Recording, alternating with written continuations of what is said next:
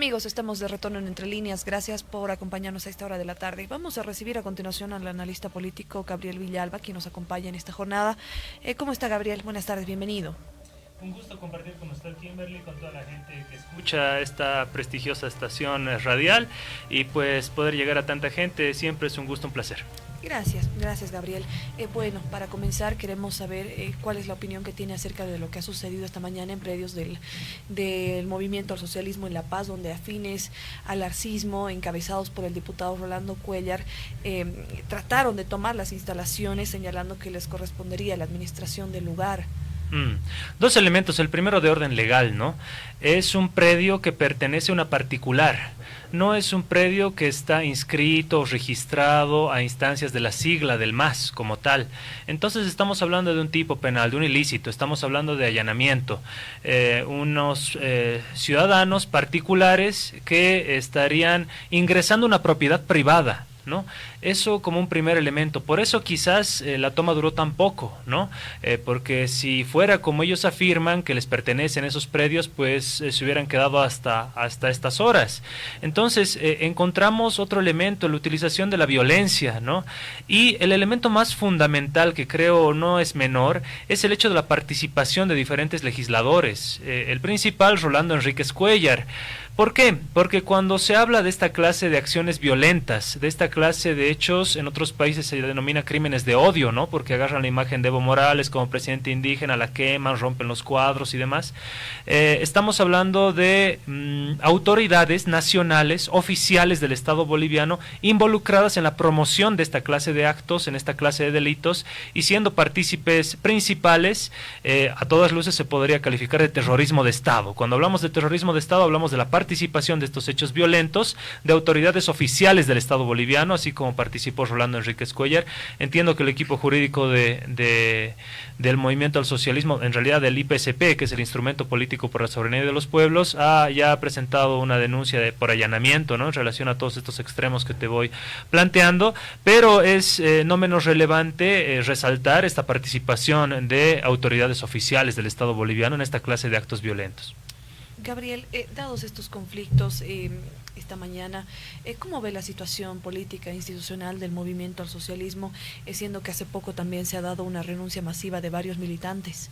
Sí, el panorama del movimiento al socialismo creo que es una sigla que como sigla, que es un mero requisito formal que te impone el Tribunal Supremo Electoral, el órgano electoral de nuestro país, ya ha cumplido con su función, ¿no? Haber desarrollado diferentes gestiones, la última, la elección del presidente Luis Arce Catacora, y hasta ahí llegó, porque estamos hablando de una sigla que, si bien en el ámbito estrictamente político se podría decir que ha sido arrebatada por los denominados grupos arcistas de su presidente, que era Evo Morales Ayma, ya ha renunciado a la sigla. Entonces se ha quedado una sigla, un mero formalismo vacío, carente, hueco, con esta denominada facción arcista, y ellos podrán utilizarla como mejor les parezca, ¿no? Para participar de las elecciones, para la representación política, que es finalmente uno de sus derechos también consagrados en la Constitución, pero indudablemente creo que hay que hablar de un movimiento al socialismo, más IPSP, que es la antítesis de los partidos políticos. ¿Por qué? Porque si analizamos el sistema de partidos políticos del denominado neoliberalismo, la era neoliberal de nuestro país, vamos a encontrar la forma de partido político como tal, muy clásica, con todas sus características muy claras. En cambio, si analizamos al movimiento al socialismo, vamos a ver que es la antítesis de un partido político.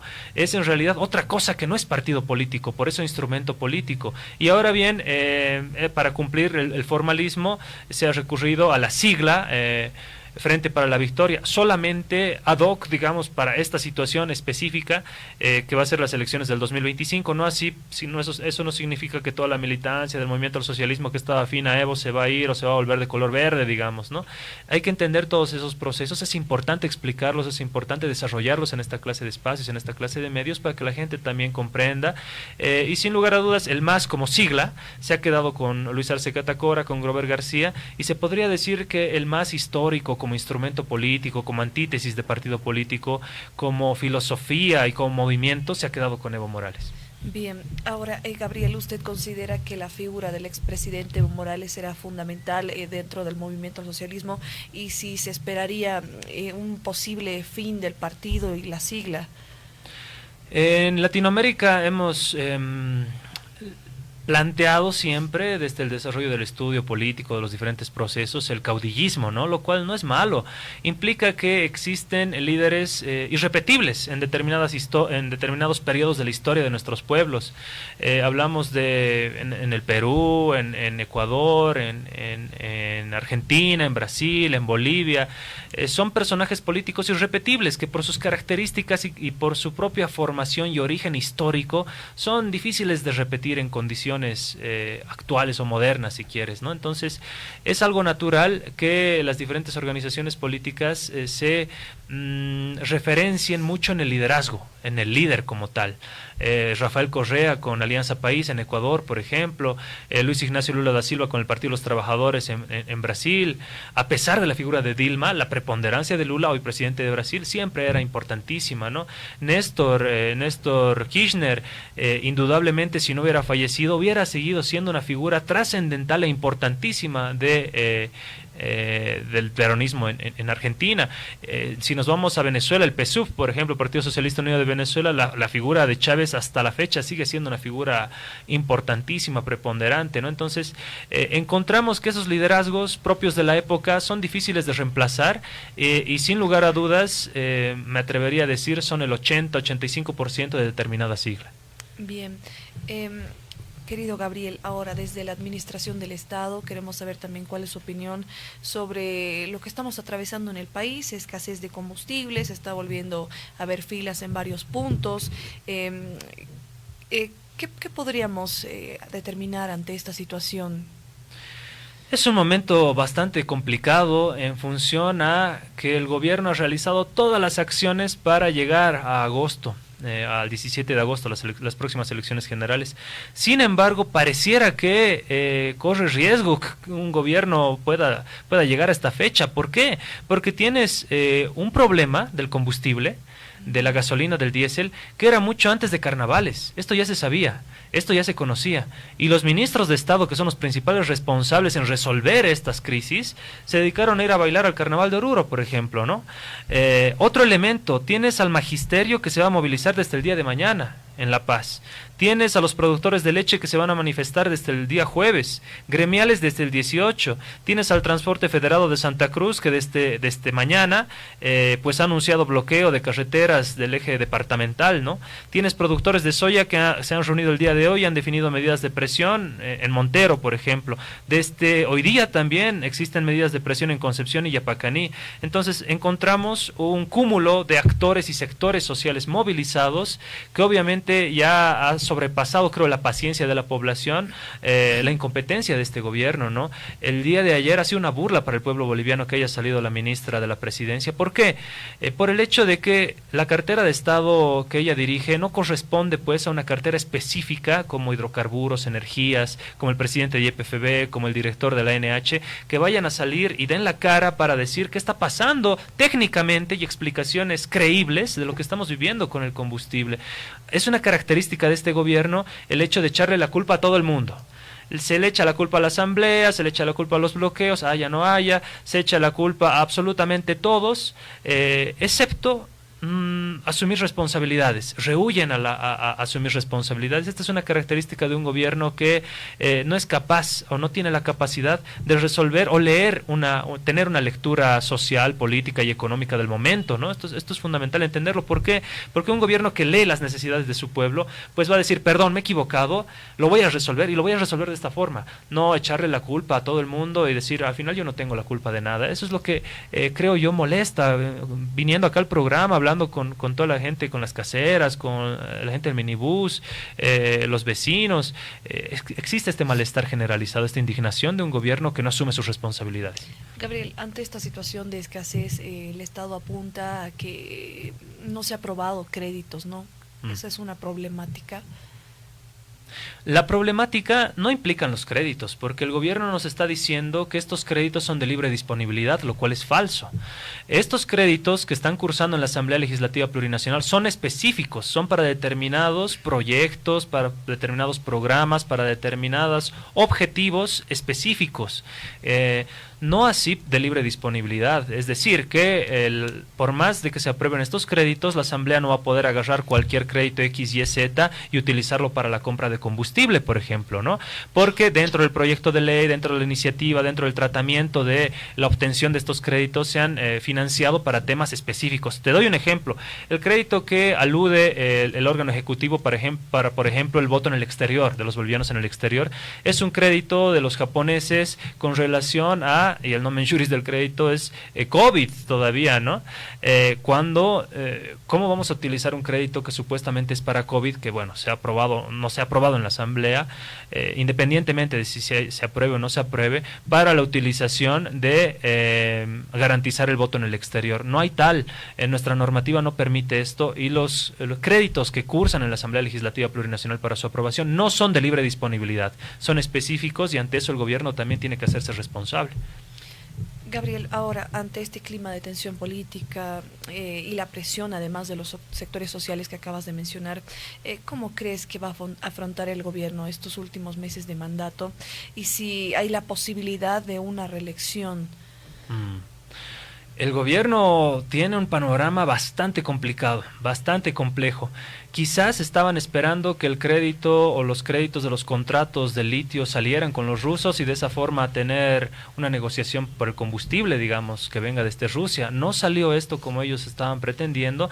Esto ha variado los planes gubernamentales y se tiene el problema que tenemos ahora y que todo este mes va a ser altamente conflictivo. El gobierno en todas las encuestas demuestra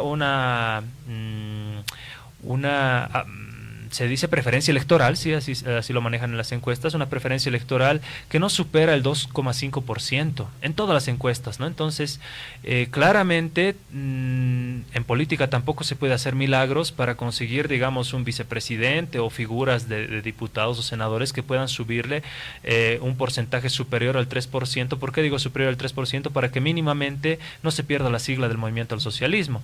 Según nuestra ley de organizaciones políticas, si se tiene menos del 3% de votos en las elecciones generales, se pierde la sigla, ¿no? Entonces, quizás ese es el objetivo general que estaría persiguiendo el gobierno de Arce, no perder la sigla, porque intentar la reelección con esa preferencia, con ese margen de preferencia electoral, es bastante imposible. Bien, Gabriel, eso por un lado. Con toda esta situación, ¿qué se le viene también para el gobierno entrante tras las elecciones generales ya el mes de agosto? ¿Y cuánto tiempo le va a tomar poner en orden toda esta situación? El gobierno de Luis Arce, lamentablemente desde el año 2022, me atrevería a decir, ha virado una administración neoliberal de la economía, de nuestros recursos naturales y de la administración política y económica del país. Se ha demostrado históricamente desde la aprobación del Decreto Supremo 21060 en 1985 que el neoliberalismo no funciona en Bolivia. Las capitalizaciones de las empresas nacionales, enajenarlas o privatizarlas, no funcionan en el contexto o en el panorama boliviano. Lo que sí ha funcionado en Bolivia ha sido el 2006, la nacionalización de los hidrocarburos, cambiar ese porcentaje de ganancia. El 82% antes se iba con las empresas transnacionales, productoras y exploradoras de gas, y el 18 se quedaba con nosotros. Esta fórmula, al cambiarse a partir de la nacionalización, pues ha generado un capitalismo de Estado, si quieres, pero redistributivo, y ha generado que el Estado sea un actor dinamizante de la economía y que impulse la promoción privada. Este esquema, tal cual lo hemos conocido del 2006 al 2019, no ha sido continuado por el gobierno de Yanine Áñez, pero tampoco ha sido continuado por el gobierno de Luis Arce Catacora. Eso hay que tenerlo claro. Por ende, creo yo que el próximo gobernante tendría que reestudiar ese modelo del 2006 al 2019, que no es, como dicen, un modelo de bonanza, ¿no? Porque la bonanza también se genera. Si ese porcentaje, si el 82% de las ganancias gasíferas se hubiera seguido yendo a las empresas transnacionales, no hubiera existido esa bonanza. Entonces es una bonanza generada por decisiones políticas. Entonces, el próximo gobierno tiene que volver a generar y volver a tener el coraje de tomar decisiones políticas, por ejemplo, con el litio. ¿Por qué el litio? Porque el litio va a transformar la era tecnológica, vamos a pasar de la era tecnológica de los combustibles fósiles a la era tecnológica de las baterías de litio. Esto indudablemente va a posicionar a Bolivia en un panorama internacional y regional favorable para nuestra economía. El ámbito de turístico, que podemos regenerarlo, el ámbito de la garantía también jurídica. Bolivia en este último tiempo ha perdido la poca institucionalidad. Las instituciones del Estado plurinacional se han venido a menos. En las últimas encuestas sobre, se dice, margen de confianza de las instituciones, generalmente la policía aparecía en el último lugar de confianza de la población. En este último tiempo la justicia ha aparecido, el sistema judicial ha aparecido en el último escaño de la confianza de la población, superando incluso a la policía. Entonces, el gobierno que venga tiene que resolver el problema de la institucionalidad del órgano judicial, fundamentalmente, volver un órgano judicial creíble para todos los ciudadanos, y fundamentalmente el ámbito económico. Esas van a ser las dos tareas fundamentales en las cuales va a tener que resolverlo en el primer año de gestión este gobierno, para mínimamente llevar una gestión llevadera y que nos saque los problemas a los cuales la administración, no de todo el MAS, la administración de Luis Alberto Arce Catacora nos ha llevado. Bien, Gabriel, para ir cerrando la entrevista, ¿considera que Evo Morales sea uno de los candidatos fuertes, pese a participar con una nueva sigla? Sí, indudablemente, todas las encuestas así lo demuestran, ¿no? Lo dijo Franklin Pareja, que me encantó el análisis que realizó en algún medio, colega suyo. Dijo, el principal jefe de campaña de Evo Morales es el gobierno de Luis Arce Catacora, porque con la pésima gestión que están haciendo, están generando que la gente en la calle, en los mercados, en los supermercados, en todo lugar donde vayas, sienta esa añoranza por los tiempos donde Evo Morales gobernaba. Te diga, antes hacíamos fila por el cine, por entrar a un restaurante, por comprarnos bienes suntuarios. Hoy hacemos fila por arroz, hoy hacemos fila por productos de primera necesidad, hoy hacemos fila por gasolina, por diésel. ¿Cuándo había con el Evo eso, no? Eso es lo que analiza Franklin Pareja, y yo comparto mucho este criterio. Bien, Gabriel, queremos agradecerte. Muchísimas gracias, un gusto compartir con usted por primera vez en este espacio, y pues saludar también a toda la gente que escucha, ve su programa, y hasta una próxima ocasión cuando ustedes así lo dispongan. Gracias, Gabriel, será hasta otra oportunidad. Bien, amigos, hemos llegado a la parte final de Entre Líneas, el reencuentro